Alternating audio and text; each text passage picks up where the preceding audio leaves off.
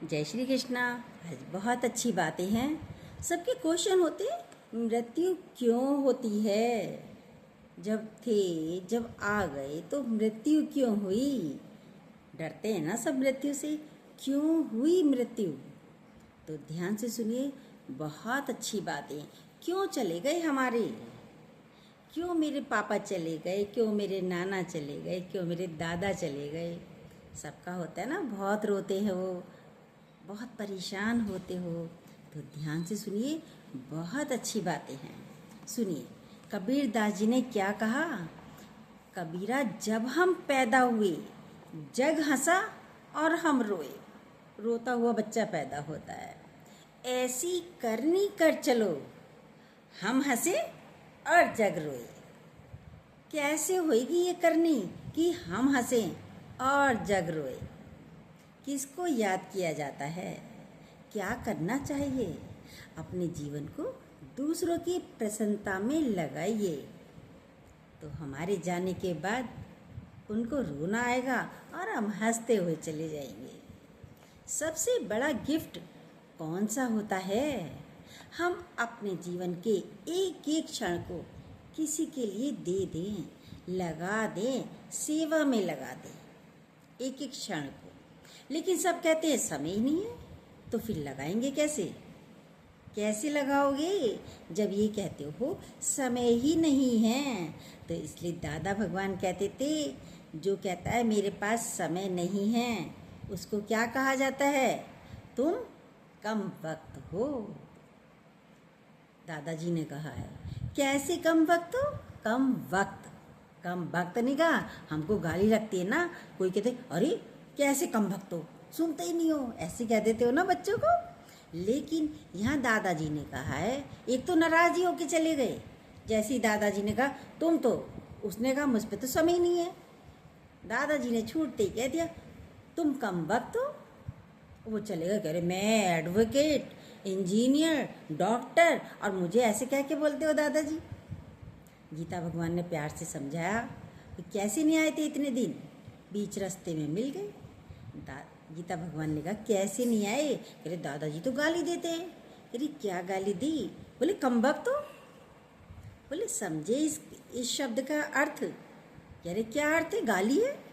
कह रहे नहीं, ये गाली नहीं है, आप कहते हो समय नहीं है। तो दादाजी ने कहा तुम कम वक्त हो, तुम्हारे पास वक्त ही नहीं है दूसरों को देने के लिए, इसलिए कम वक्त बोला है। कोई विरला ही होता है जो दूसरों के लिए अपने जीवन के क्षण देता है, समय देता है। धन कमा लिया, बच्चे पाल लिए, बहुत अच्छे बन गए, अफसर बन गए, देखिए बस सारी जिंदगी इसी में चली जाती है। पर कौन किसकी कितनी देर जाने के बाद कौन किसको कितनी देर याद करता है, बताइए। कितने दिन याद करेगा।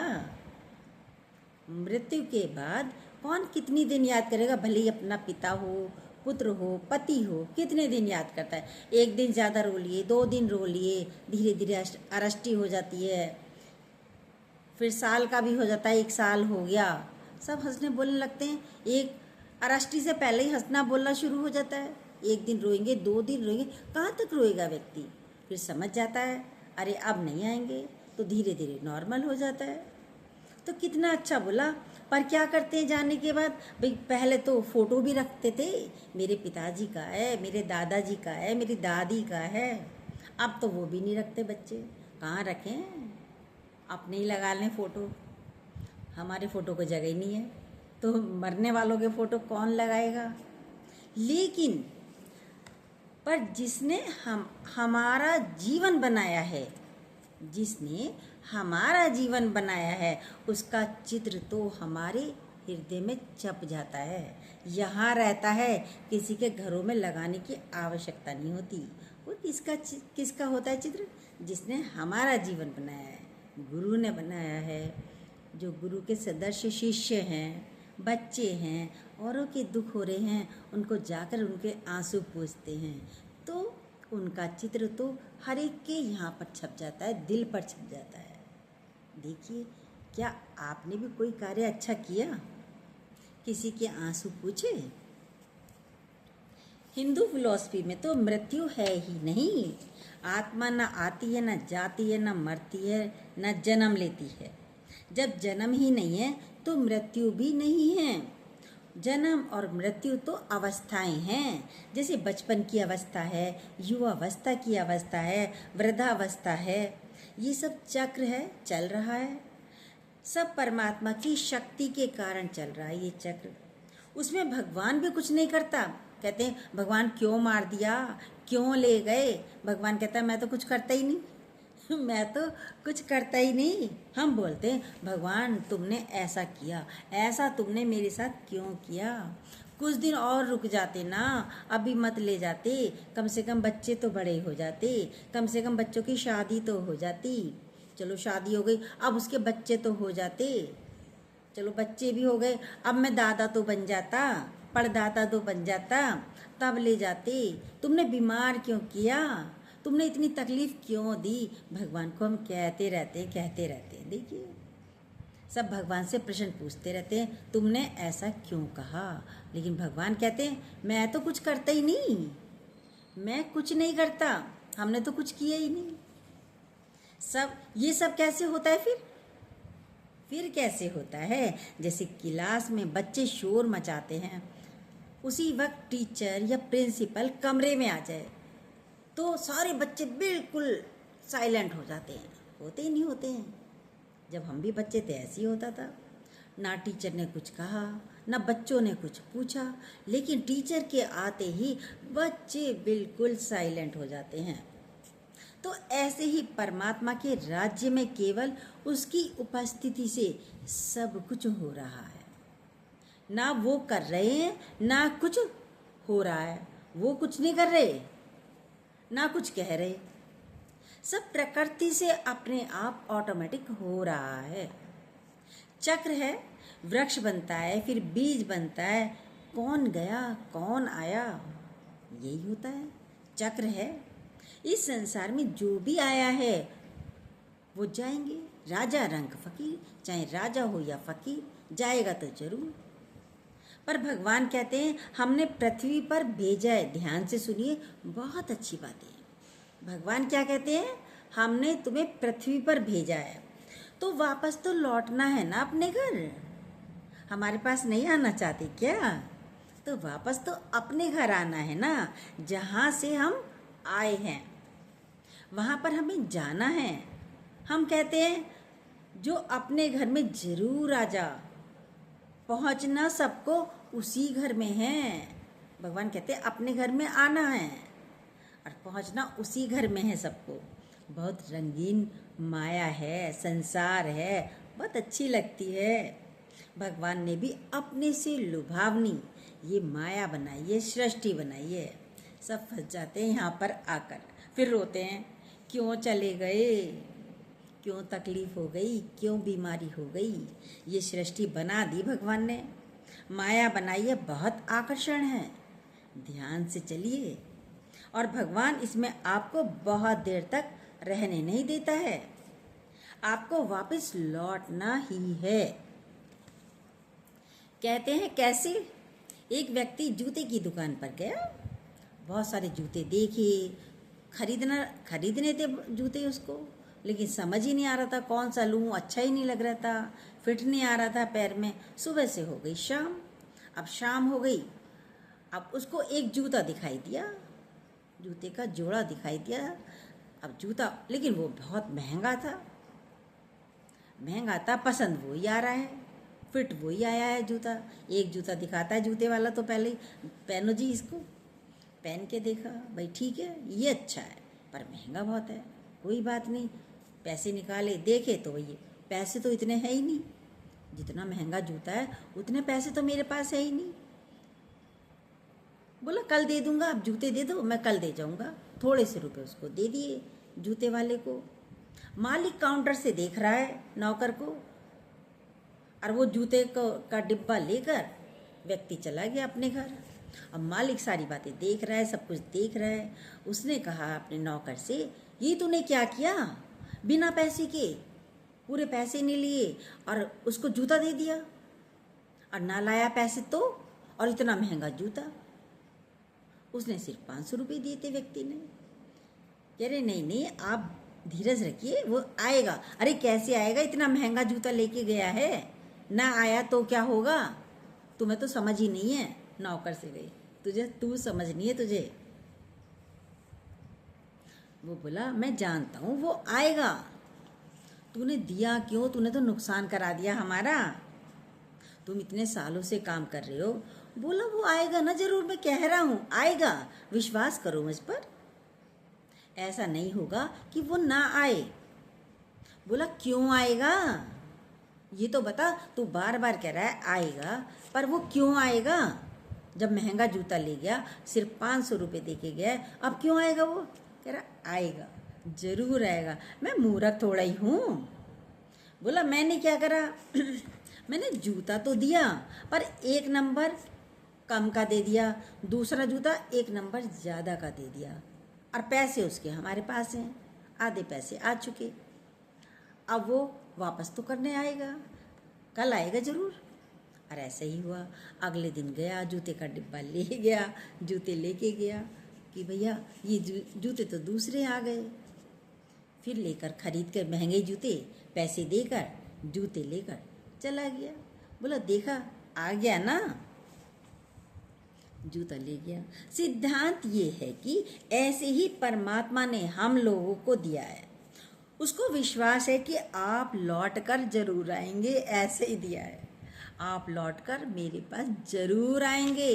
परमात्मा कहता है ये सृष्टि का नियम है, हर एक पहुँचेगा, जरूर पहुँचेगा, हमें मृत्यु को भी स्वीकारना है।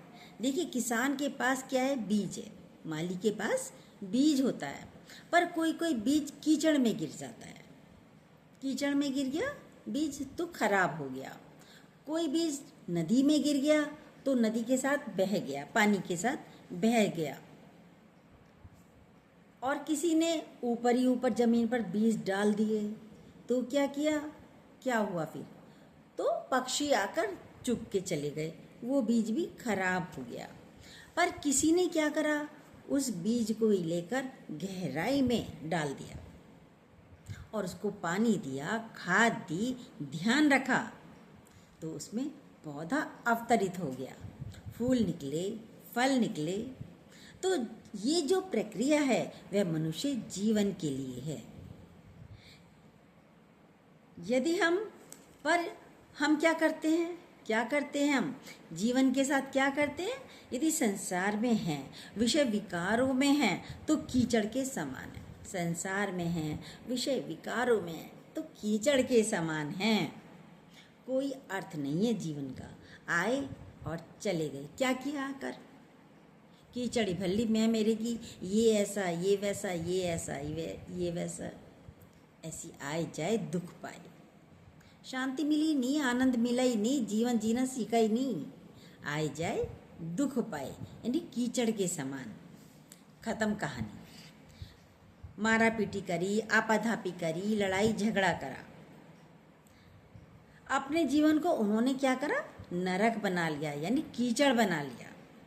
पर कोई कोई होता है नदी में बह गया, नदी में गिरा, तो क्या होता है, जैसे नदी बहती जा रही है, जैसे बीज नदी में गिरा और बह गया। कोई कोई व्यक्ति क्या करता है, अपना जीवन उसका कैसा होता है, जैसे नदी बह रही है। तो यूं ही बेवजह जिंदगी जिए जा रहे हैं, लक्ष्य ही नहीं है कोई, क्यों जी रहे हो?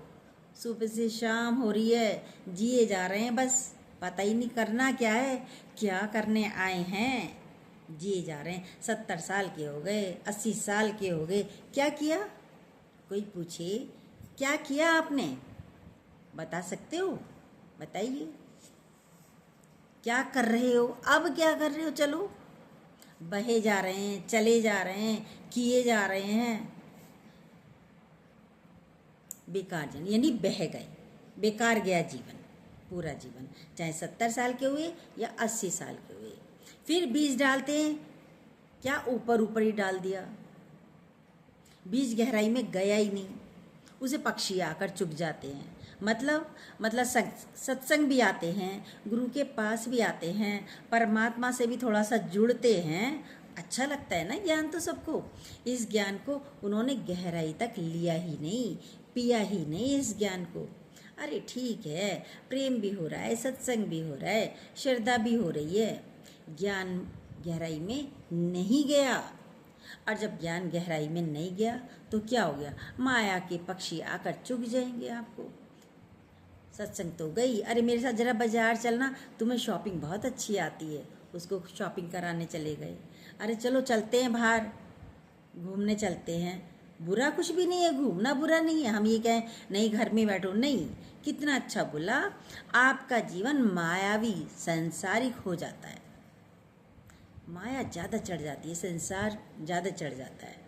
आते हैं, बैठना चाहते भी हो, संसार से हट करके आध्यात्मिक बनना चाहते हैं। कहते हैं आए हैं तो पूरी तरह से जीवन को आप ज्ञान को गहराई में लेकर जाओ ना।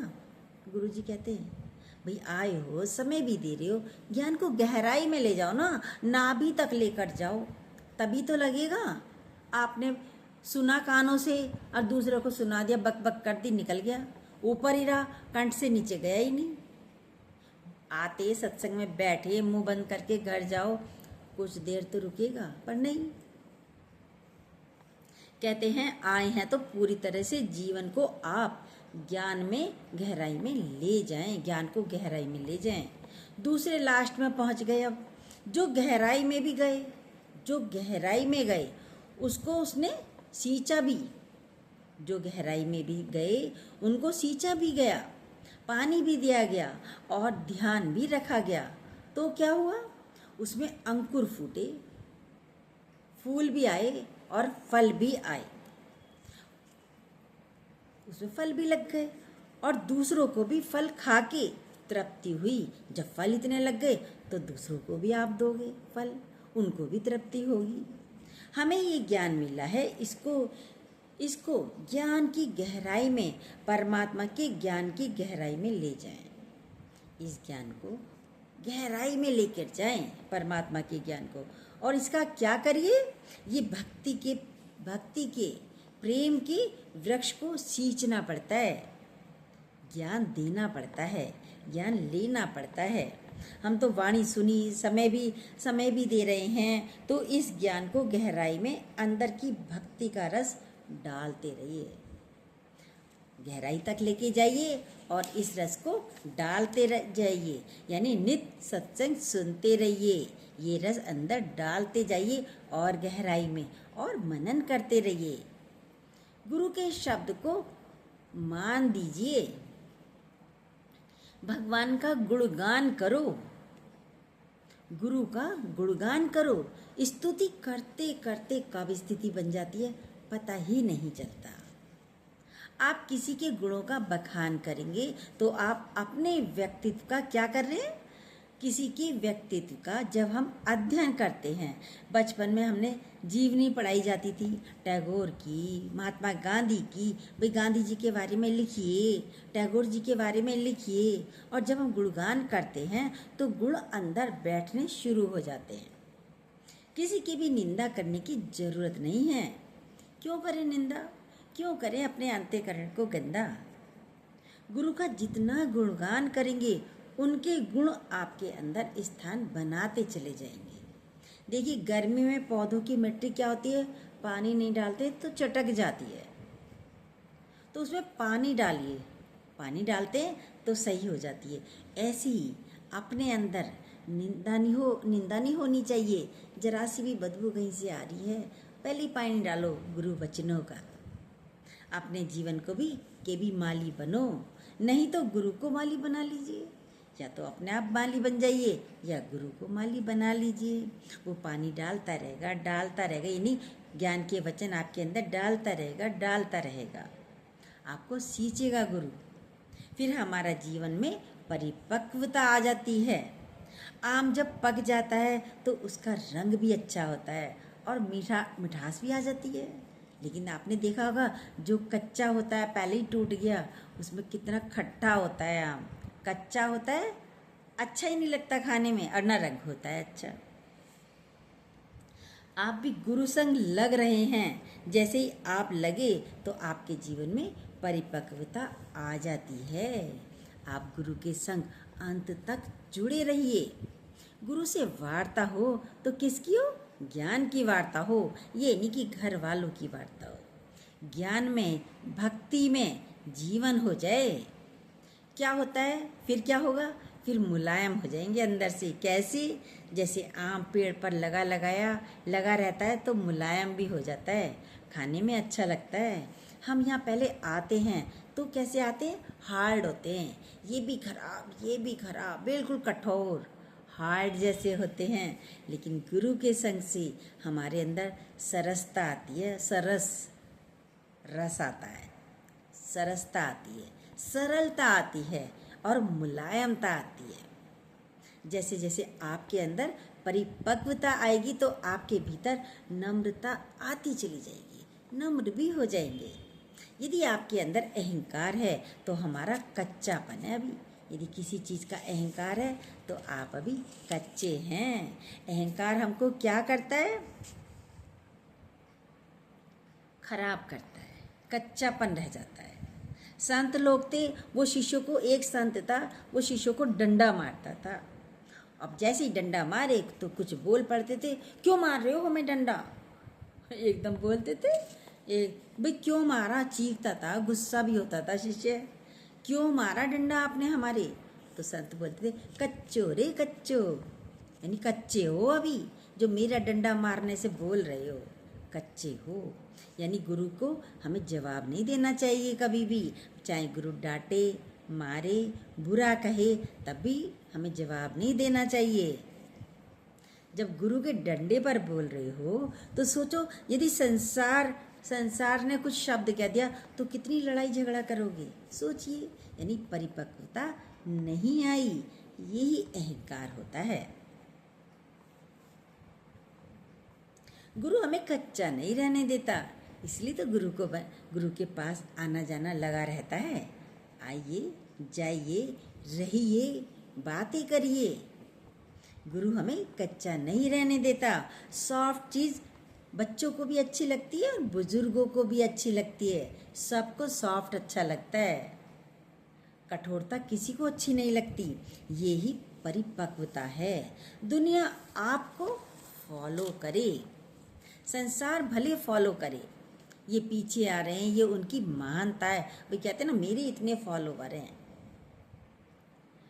ये पीछे आ रहे हैं, ये उनकी महानता है, ये हमारी नहीं, उनकी महानता है जो हमें फॉलो करते हैं। कहते हैं यदि श्रोता नहीं तो वक्ता का क्या फ़ायदा? वक्ता का क्या मतलब? हम बोल रहे हैं, आप सुनोगे नहीं तो हमारे बोलने का क्या फ़ायदा? कोई मतलब नहीं, एक दिन बंद कर देंगे फिर हम। तो कितना अच्छा बोला, यदि श्रोता नहीं तो वक्ता का क्या मतलब? फल है, किसी ने खाया ही नहीं तो सड़ जाएगा, बेकार हो जाएगा। किसी ने खाना बनाया पर किसी ने खाया ही नहीं तो खराब हो जाएगा। खाने वाले की वैल्यू है, यदि उन्होंने फल खा लिया तो उनकी वैल्यू है, उनकी महानता है। आपने खाना बनाया, उन्होंने खाना खा लिया तो उनकी महानता है। तो दूसरों को मान देना चाहिए। यदि आप छोटों को, बड़ों को सम्मान दोगे तो वो भी आपको सम्मानित करेंगे। छोटे बच्चों को भी सम्मान दोगे तो वो भी आकर आपके पैरों को छुएंगे। एक कुत्ते को भी आप प्यार करते हो, वो पूंछ हिलाता हिलाता आपके पीछे पीछे आ जाता है। तो ये गिव एंड टेक का की दुनिया है। अपना न्यौछावर करिए, दीजिए। दादाजी ने न्यौछावर किया तो कितना मिला भर भर कर। जनाजे को देखने के लिए इतनी भीड़ आई। भाई कोई महान संत, महापुरुष, शरीर शांत होता है, उसके जनाजे के साथ कितनी भीड़ आती है। तो उसने कुछ दिया है तभी आई ना, नहीं देगा तो कुछ नहीं आते। घर वाले ही खड़े होते, अरे ऐसा था वैसा था, खराब है तो कोई नहीं, ज़्यादा नहीं खड़े होते। और जो महान पुरुष हैं, महापुरुष हैं, संत हैं, ऋषि हैं, तो उनके पीछे पीछे चलते हैं। जनाजे को देखने कितनी भीड़ आई। तो बताते हैं कि इसने जीवन कैसे जिया, अपने जीवन का हर क्षण कितना दिया, तभी तो भीड़ जाती है। उसके लिए रोना नहीं है जिसने अपने जीवन को सार्थक किया, उसके लिए रोना नहीं है, उसके लिए आंसू नहीं बहाने हैं। हमें उदास मायूस नहीं बैठना है, सीखना है। यानी मुस्कुराता हुआ रहता है, प्रफुल्लित रहता है। आपके जीवन में प्रफुल्लता हो, आपके जीवन में आनंद हो। जो आपकी जेब में होगा वही तो आप देंगे। धन होगा तो धन देंगे, पदार्थ होंगे तो पदार्थ देंगे, खुशबू होगी तो खुशबू देंगे। जवाहरलाल नेहरू के साथ एक व्यक्ति फॉरेन में गया। अब ग्राउंड टेबल कॉन्फ्रेंस में बैठे थे सब, एक हॉल में ग्राउंड टेबल पर बैठे हुए थे, फॉरेन लोग थे सारे। अब नेहरू जी ने देखा बड़ी बदबू आ रही है, उनके साथ एक व्यक्ति भी गया था इंडिया से। अब बड़ी बदबू आ रही है, भाई यहाँ बदबू का क्या काम, भाई बदबू कहाँ से आ रही है, कहाँ से आ रही है बदबू। देखा तो वो जो व्यक्ति था उसके सॉक्स में से बदबू आ रही थी। कि तुमने सॉक्स नहीं बदले, तुम्हारे सॉक्स में से बदबू आ रही है, निकालो इसे। निकाल दिए। उस दिन का तो काम चल गया। उन्होंने अगले दिन क्या किया, नेहरू जी ने उनके आज मत पहन के जाना उन सॉक्स को, और नई जोड़ी सॉक्स की उस व्यक्ति को दी, आज ये वाले सॉक्स पहन के जाना। वो व्यक्ति गया, सॉक्स पहन लिए, चला गया। लेकिन बदबू तो उसी तरीके की आज भी आ रही है। कॉन्फ्रेंस रूम में बहुत बदबू आ रही। भाई आज क्यों बदबू आ रही है, कहाँ से बदबू आ रही है? आज तो भाई तुमने जो मोजे तो बदले हैं ना, तुमने सॉक्स बदले हैं? कह रहे हाँ हाँ बिल्कुल बदले हैं मैंने सॉक्स। कह रहे अच्छा फिर बदबू कैसे आ रही है? वो बोला देख लो चाहे, मैंने बदले हैं, ये रे मेरे सॉक्स। बोले फिर बदबू क्यों आ रही है? फिर बदबू, वही बदबू आज भी क्यों आ रहे? कह रहे वो जो मोजे है ना, मैंने अपनी जेब में रख लिए, पॉकेट में रख लिए, इसलिए बदबू आ रही है। देखिए क्या फ़ायदा हुआ बदलने का, बदबू तो आ रही है मौजों में से। तो कितना अच्छा बोला, बदबू जा ही नहीं रही। संसार क्या होता है, इसका मतलब क्या है? मतलब है संसार में ज्ञान तो बहुत ले लिया, गुरु से ज्ञान भी लेते हैं, गुरु से ज्ञान भी लेते हैं, गुरु से प्रेम भी लेते हैं, पर पुराना जीवन जो है, पुराने व्यवहार, पुराने आचरण, जो पुराने विकार, वो जेब में हमारे अंतःकरण में भरे रहते हैं, इकट्ठा करते ही रहते हैं, उन्हें नहीं निकालते। तो अच्छे भी जो वचन होते हैं गुरु के, वो भी खराब हो जाते हैं। देखिए यदि गोबर भरा हो कमंडल में, तो उसमें खीर पूरी हलवा रखोगे, फिर खा पाओगे? बदबू नहीं आएगी, सारा अच्छा खाना खराब हो जाएगा। यही गोबर हमने, विकारों का गोबर, बदबूदार गोबर बदबूदार ही होता है, आप सब जानते हो, भर रखा है। फिर कहते हो अभी तक चुप रही हैं बातें, अरे निकालिए ना, कितना अच्छा ज्ञान मिल रहा है गुरु का, निकालिए, हल्के होइए, साफ होइए, स्वच्छ होइए। निकालेंगे तो अच्छे अच्छे ज्ञान अंतःकरण को शुद्ध करेगा, पवित्र करेगा। पर हमारा स्वभाव है अहंकार वाला, हम क्या करें? ये मोजा हटाना है, ये बदबू हटानी है हमें। क्रोध करना है तो अपने विचारों से, अपने विकारों पर करिए। क्रोध आ रहा है तो विकारों पर करिए, क्यों आए? मोह करना है तो ज्ञान से करिए, गुरु से करिए। हम क्या कर रहे हैं? देखिए अपने आप को, अपने जीवन को स्वच्छ करना, पवित्र करना। ये अपने जीवन को क्या करना है? स्वच्छ करना है, पवित्र करना है। ये मानव जीवन है। मंदिर में जाएंगे तो क्या करते हैं? नहा धोकर जाते हैं। मंदिर जाते हो कभी बिना नहाए नहीं जाते। और यहाँ गुरुजी कहते हैं अरे भले ही मत नहाइए, नींद से उठते ही पहले स्वच्छता का अभियान शुरू करना है। क्या करना है अभियान? दिमाग को स्वच्छ करना है उठते ही। विकार तो नहीं आ रहा, कोई किसी की बुराई तो नहीं आ रही, यहाँ कहीं किसी की द्वेष निंदा तो नहीं आ रही, दुश्मन तो नहीं है यहाँ बैठा हुआ कोई। जाके प्यार करके आओ, किसी से राग नहीं, किसी से राग नहीं, किसी से द्वेष नहीं, आत्म बीच कोई भी कलेश नहीं। ये नहीं होना चाहिए हमारे दिमाग में। हमारे जीवन में कोई दुख कलेश ना रहे। प्रकृति में पूरा गिव एंड टेक है। जितनी श्वासें लेते हो उतनी ही निकालते हो, छोड़ते हो।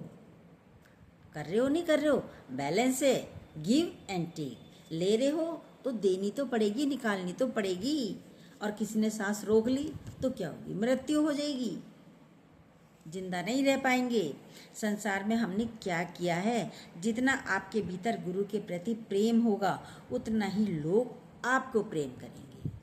परमात्मा को प्रेम किया है जितना आपने, उतना ही लोग आपसे प्रेम करेंगे। हम कहते हैं लोग हमको प्यार करें, हमको इज्जत दें, हमको सम्मान करें, पर हम देते क्या हैं?